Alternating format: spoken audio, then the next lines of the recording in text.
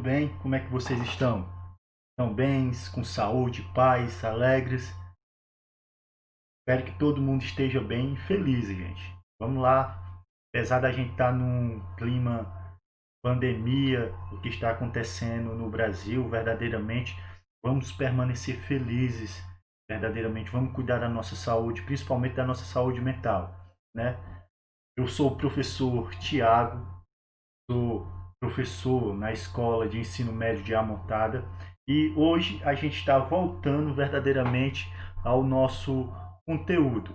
Hoje a gente está fazendo a continuação do capítulo Os Primeiros Séculos de Roma. A gente estudou no capítulo, principalmente no início desse capítulo, a gente estudou principalmente a organização de Roma, como foi que se organizou, ela saiu de um aldeamento e se transformou verdadeiramente numa cidade grandiosa.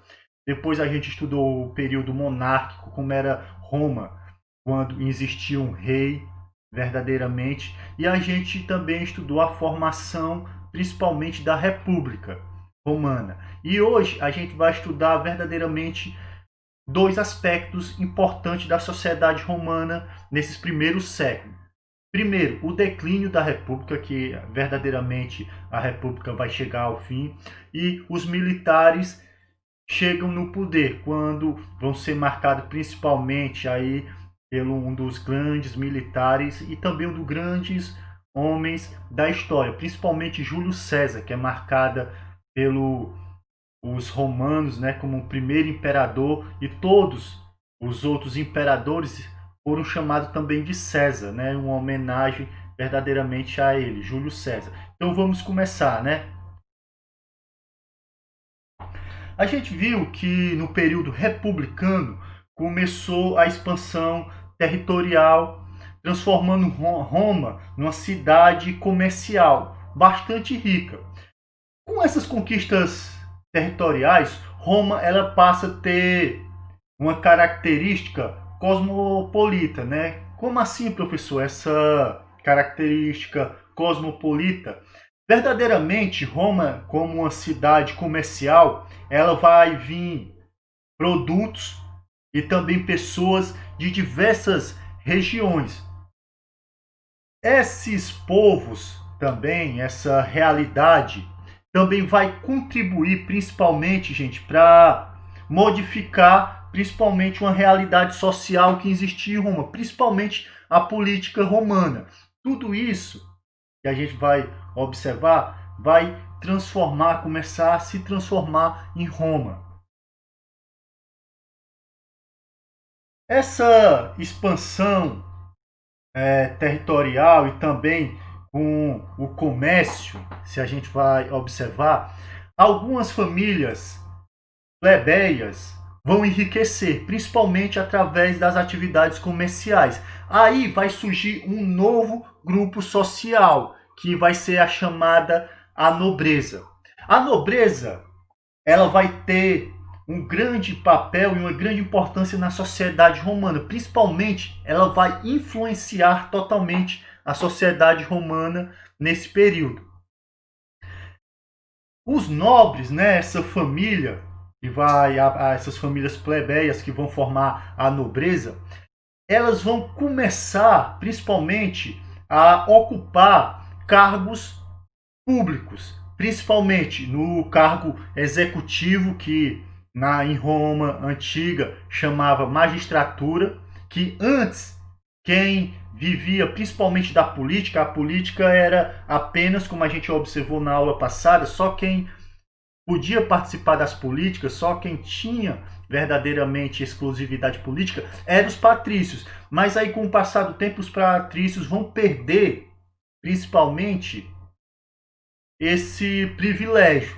E aí os plebeus que enriqueceram pela expansão de Roma e também pelas atividades comerciais vão começar a ocupar cargos públicos, principalmente cargos executivos, que eram a magistratura. Com essa ascensão, a gente vai ver que os plebeus eles vão ganhar poder, enquanto os patrícios eles vão enfraquecer na sociedade romana. Principalmente porque eles eram um grupo muito fechado. Principalmente eles só se casavam entre si, só negociavam entre si, e isso vai fazer com que os patrícios perdam os privilégios e também os seus poderes. Aí o que é que vai acontecer, gente? Nesse período da República, o que é bastante interessante é a conquista do voto para a população mais pobre. Os nobres, né, que vão ser os plebeus que vão enriquecer com o comércio e através da expansão territorial também vai ter uma expansão comercial e Roma vai trazer vários produtos de todas as áreas conquistadas e esses plebeus vão enriquecer e se transformar em nobres.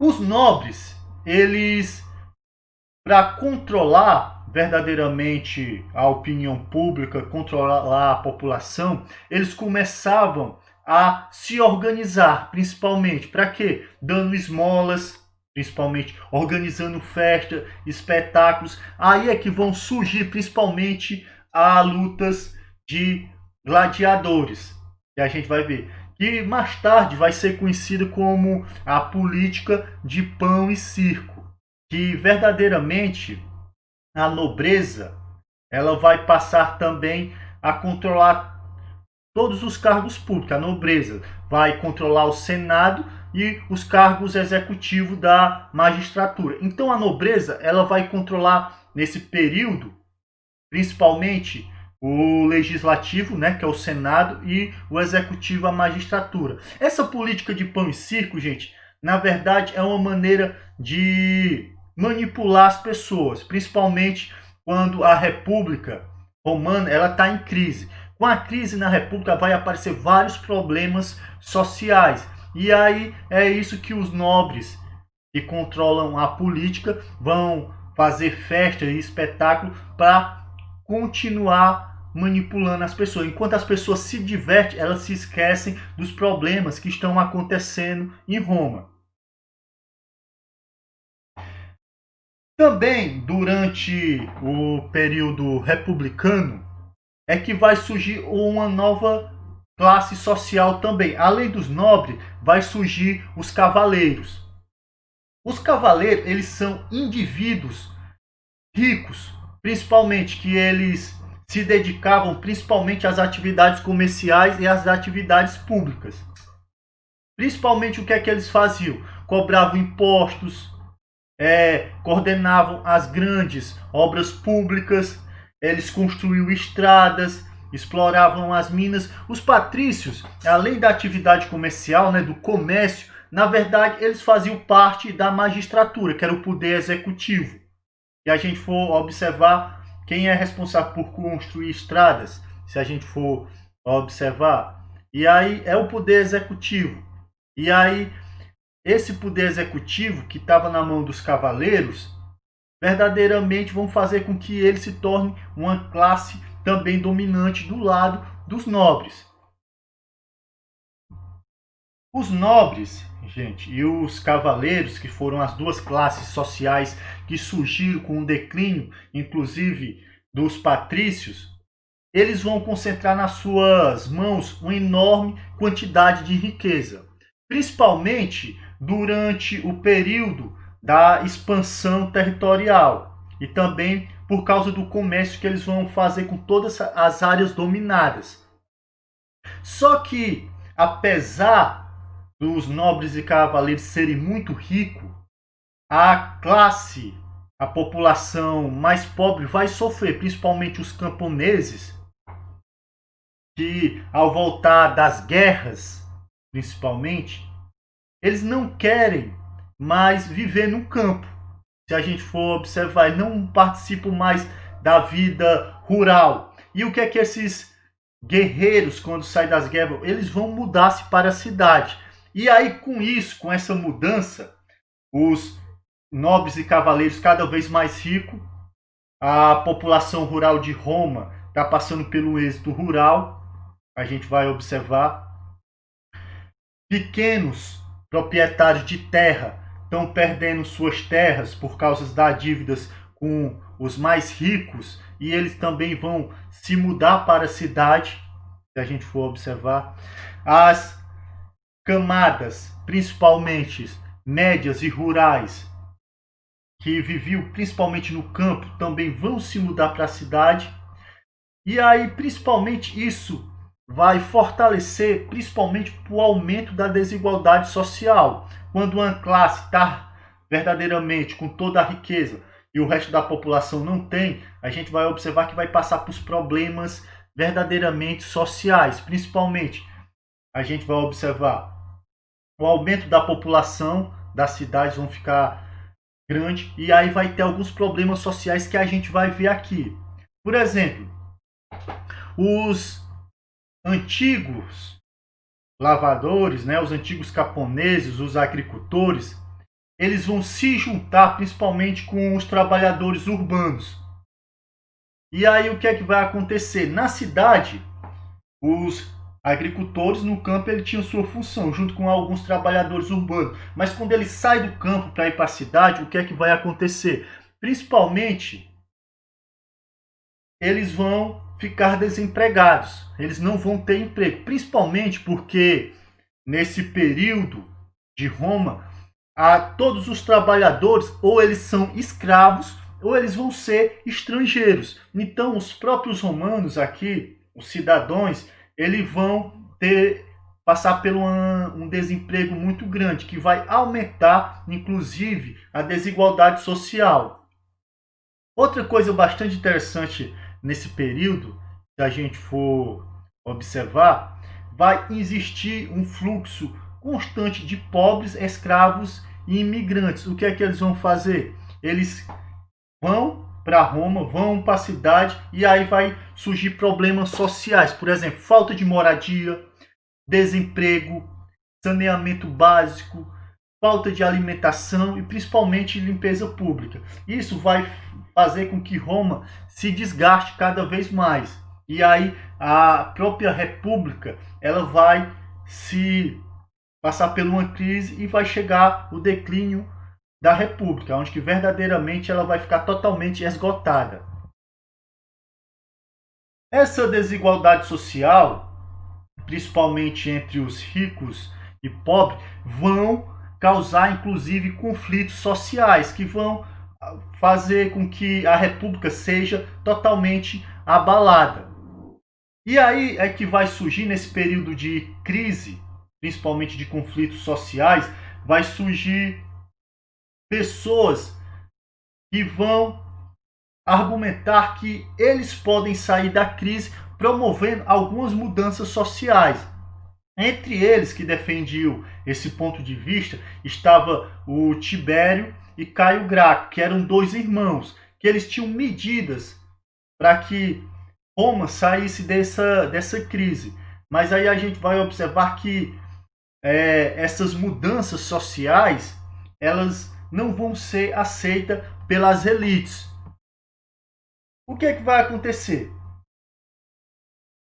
O tribuno da plebe, que em 133 a.C., vai eleger como verdadeiramente como seu representante Tibério Graco. E aí ele vai tentar acabar com essa crise. Principalmente qual a crise? As pessoas estão saindo do campo, esse êxodo rural, né, saindo do campo para ir para a cidade, e ele argumenta para que acabar isso, para que acabasse esse êxodo rural, para que acabasse vamos dizer, a desigualdade, principalmente os problemas sociais que estavam acontecendo na cidade com o aumento da população, era uma reforma agrária, para que estabelecesse, desse um limite à propriedade privada. Só que a gente vai observar que essas ideias dessa reforma agrária para acabar com a crise que estava acontecendo na República, né, como a gente viu, falta de desemprego, falta de moradia, falta de alimentação, que estava acontecendo na cidade por causa do êxodo rural, que as pessoas estavam saindo do campo e indo para a cidade, não vão ser aceitas pelo Senex, também pelos senadores. O que é que eles vão fazer? Principalmente porque que eles não querem uma reforma agrária? Principalmente porque os senadores, eles são os maiores latifundiários de Roma, eles são os maiores proprietários de terra. E aí o que é que eles vão fazer? Eles vão assassinar Tibério e também todos os seus seguidores. Isso a gente vai observar que em Roma vai ser marcado verdadeiramente pelo assassinato, principalmente desses pensadores, desses políticos que queriam mudar a situação de Roma, principalmente que as elites não querem mudar, elas querem continuar tendo privilégios. As propostas de Tibério, ela só vai retornar quando o seu irmão Caio Graco, ele também é eleito pelo o tribuno da plebe em 124 a.C. E ele, Caio Graco, ele vai tentar fazer com que a República Romana seja muito mais parecida com a democracia ateniense. E Caio Graco também ele vai propor verdadeiramente reformas, principalmente. E uma das suas reformas, eles vai fazer com que, por exemplo, as principais decisões da República fossem transferidas do Senado para a Assembleia Popular. E aí, se a gente for observar, as decisões mais importantes saíssem da mão do Senado e fosse para a Assembleia Popular, a população poderia ter uma maior aderência. Seria, na verdade, um tipo de democracia. Só que a gente vai observar que também há essa visão, também principalmente que ele vai ter uma visão também de reforma agrária, que é a divisão das terras públicas entre a população mais pobre, que vai ser outra das suas medidas. Então, a gente vai observar que isso vai descontentar o Senado, e duas vezes, principalmente porque o Senado, ele era a base, ele tomava todas as decisões importantes, quando é tirado esse poder e dado para a Assembleia Popular, ele vai perder poder, o Senado. E ainda com a decisão de uma nova reforma agrária, já que os senadores eram os maiores proprietários de terra, vai descontentar mais uma vez as elites. E aí o que acontece? Essa elite, essa aristocracia, né, dos senadores, o que eles vão fazer? Eles vão juntar força contra o Caio Graco. E aí o que acontece? Vão fazer uma cilada, né, fazer um cerco fora de Roma e vão assassinar também Caio Graco e também seus apoiadores. Aí o que vai acontecer? Com a morte de Caio Graco, as diferenças entre a população e a aristocracia vão aumentar. E aí vão fazer com que Roma passe por uma guerra civil enorme. Na verdade, essa guerra civil vai durar um século. Só que a gente não pode pensar que é um século, 100 anos lutando direto. Não, vai ter ali momentos de paz. Mas verdadeiramente essa luta vai durar um século. Principalmente porque essas pessoas, elas lutavam pelos seus direitos. Eles queriam direitos que, na verdade, a maioria da população ainda eram excluídos da participação política. E eles querem direitos. E isso a gente vai observar, inclusive, vários pensadores, principalmente Thomas Hobbes, que quando ele escreve o livro Leviatã, ele vai dizer que uma coisa que as pessoas vão lutar para ter é a sua liberdade. E as pessoas só poderiam ter liberdade através das ações políticas, tendo os direitos políticos. Senão, eles iam sendo considerados ainda escravos, sem ter uma voz, sem ter um político que o representasse, na verdade. Nesse período, gente, se a gente for observar com o declínio da República, é que a gente vai observar que o Senado ele vai começar a influenciar cada vez mais campanhas militares. para expandir principalmente o seu território. Só que com essa expansão vai chamar principalmente a atenção para uma nova classe social, que aí, graças à expansão territorial, as pessoas, graças à vitória, é que os militares vão acentuar principalmente os seus prestígios. Principalmente, por exemplo, entre o ano 107 e 100 a.C., o general Caio Mário ele vai ser eleito cônsul 6 vezes consecutivo. E aí a gente vai observar que, através dessas campanhas militares de expansão territorial, os privilégios vão ser para os militares. Eles vão ter o privilégio. Todas as, vamos dizer assim, os olhares vão sair principalmente do Senado e vão se desviar para os militares. E assim eles vão conseguindo participar principalmente das políticas romanas. Principalmente se a gente for observar com Caio Mário, que ele foi cônsul, que na verdade ele era o poder executivo, né? A gente pode dizer assim. A gente vai observar que no ano 60 a.C., Roma ela vai ser governada, na verdade, pelo um triunvirato. O que é isso? Era chamado governo dos 3 varões, que na verdade são 3 militares, que são 3 generais que vão governar Roma juntos, que são, entre eles, Silas, Júlio César e Marco Licínio. Eles vão governar Roma, né? Roma basicamente vão ser dividida entre eles e eles vão controlar e governar Roma.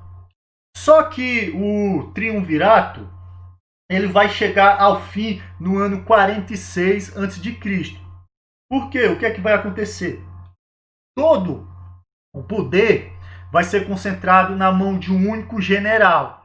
Que general é esse? Júlio César. Júlio César ele vai verdadeiramente adquirir todo o poder. Verdadeiramente ele vai funcionar verdadeiramente como um rei. E aí o que é que vai acontecer? Inclusive os senadores romanos, o Senex, né, o Senado, vai dar o título a Júlio César de ditador vitalício. O que é isso? Lembra que na aula passada o ditador ele assumiu o poder apenas no momento de crise e eles tinham poder ilimitado? Aqui a gente vai observar que o Senado vai dar o título de ditador vitalício. Por quê? Porque o ditador, em caso de uma crise, ele passaria apenas 6 meses governando com poderes ilimitados. Aqui o Senex, o Senado, né, vai dar poder vitalício, que é até chegar ao fim da vida, né, se a gente for observar.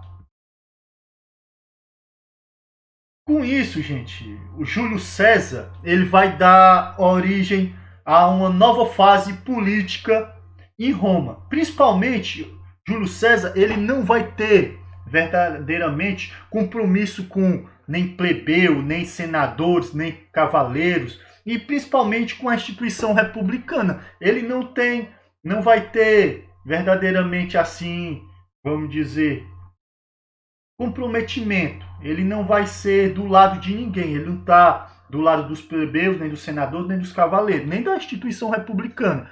E aí, o que é que vai acontecer? Ele, principalmente, ele vai tomar para si cargos e funções do poder político, né, do poder executivo e também do poder, vamos dizer, do poder executivo e do poder sacerdotal, porque ele vai se autonomear cônsul, pontífice máximo e supremo comandante militar. O que é isso? Verdadeiramente todas as funções mais importantes que existiam em Roma passa a ser governada por Júlio César. Júlio César agora ele se torna verdadeiramente um poder absoluto aqui. Então a gente vai observar quase um poder ilimitado, que é claro que quais são as limitações dele? Apenas a gente vai observar que o poder político, a gente vai observar que inclusive um dos maiores E a gente vai observar que quem vai verdadeiramente assassinar Júlio César, inclusive, são os senadores. Ó, com isso, a gente vai observar que Júlio César ele vai ter um comportamento bastante interessante. Por exemplo, ele vai distribuir as terras conquistadas pelo o exército romano a 80 mil pessoas. Se a gente for observar. Por que, que ele vai distribuir terra? Primeiramente, ele quer acabar com o desemprego, que em Roma a gente vai observar que passava por uma crise social gigantesca, principalmente pelo desemprego. Aí o que é que acontece? Os pecuaristas, né, vão ter, principalmente empregados, eles querem verdadeiramente, olha o que Júlio César quer. Ele quer que os pecuaristas tenham pelo menos 1/3 das pessoas que trabalhem para o pecuarista sejam homens livres. E aí o que é que vai acontecer? Isso vai facilitar principalmente que o desemprego acabe.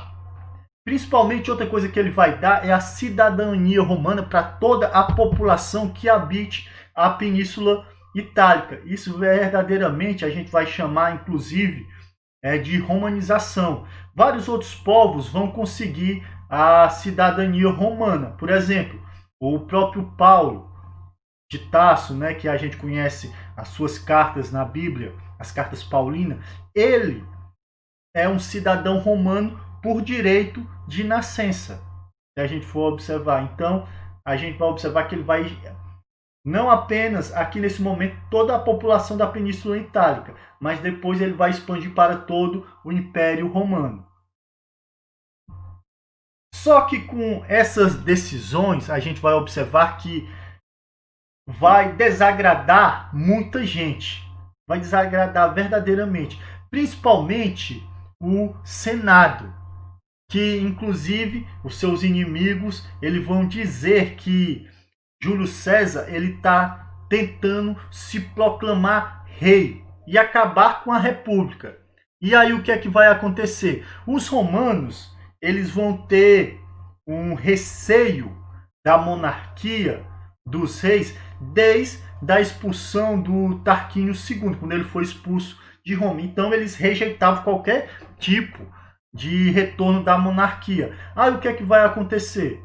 No dia 15 de março de 44 a.C., 60 senadores vão assassinar apunhaladas Júlio César. Inclusive ele vai dizer aquela famosa frase, né? Até tu, Plutus, que vai ser um dos que Júlio César tinha confiança nele, é que vai dar uma punhalada nele, né? E aí ele vai ter até tu, Plutus. Então, verdadeiramente aqui a gente vai observar que Júlio César vai ser assassinado pelas medidas que eles estavam tomando.